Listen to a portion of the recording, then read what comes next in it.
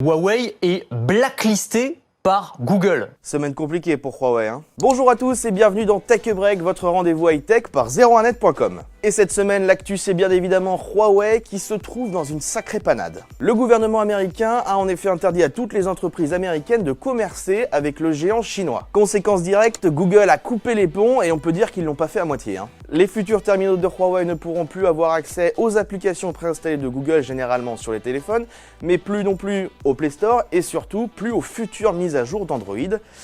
Coup dur. Alors à quoi pourraient ressembler les futurs terminaux de Huawei ?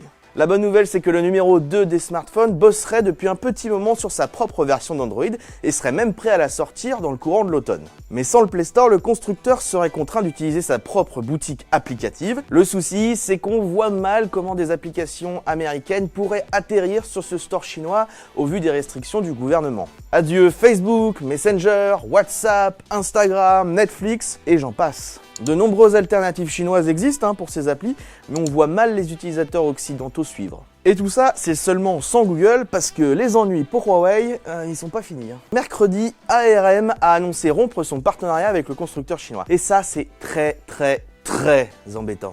Pourquoi ? Parce qu'en fait, les processeurs Kirin de Huawei, comme tous les processeurs mobiles du marché, même ceux d'Apple et de Samsung, ils s'appuient tous sur la technologie ARM pour fonctionner. Et il n'existe aucune alternative viable dans l'immédiat. Si bien que leur prochain téléphone pourrait ressembler à ça.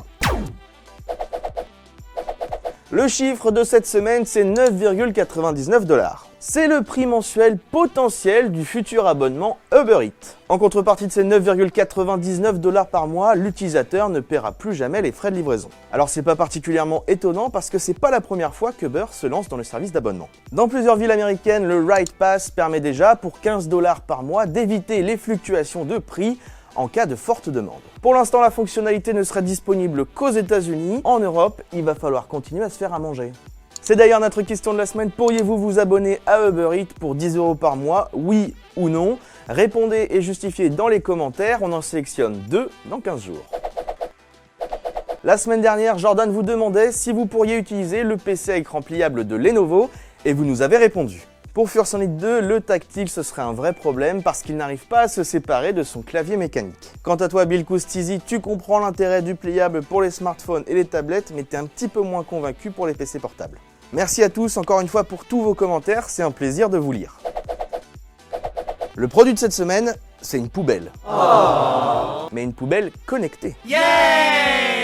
Ça s'appelle Bin-E et l'idée c'est de favoriser le recyclage. En fait, cette grosse poubelle qui mesure quand même 1,20 m de large dispose de 4 bacs. Il y en a un pour le verre, il y en a un pour le plastique, il y en a un pour le papier et il y en a un pour le métal. Bon, jusque là, vous me direz, oui, c'est une poubelle. Ouais, sauf que en fait, cette poubelle, elle dispose d'une intelligence artificielle et elle est capable d'identifier le déchet que vous jetez et de le mettre toute seule dans le bon bac. Maintenant, il n'y a plus qu'à en mettre partout. Ou que les gens arrêtent de faire n'importe quoi avec leurs déchets. Et place au concours, la semaine dernière, on vous offrait 1 an de forfait Red by SFR et c'est Mélissa Beignet qui le remporte. Bravo à toi! Et cette semaine, à l'occasion de la refonte graphique de Deezer, on vous offre 6 mois d'abonnement premium à l'application de streaming musical. Comme d'habitude, c'est réservé à nos abonnés sur YouTube et on le demande en commentaire. Merci à tous d'avoir suivi ce nouvel épisode de Tech Break. Si l'épisode vous a plu, n'hésitez pas à mettre votre meilleur pouce bleu. La semaine prochaine, pas d'épisode parce qu'on sera à Taïwan pour vous faire vivre le Computex. Ça se passera bien sûr sur 01net.com. On se retrouve donc dans 15 jours. En attendant, portez-vous bien. Salut!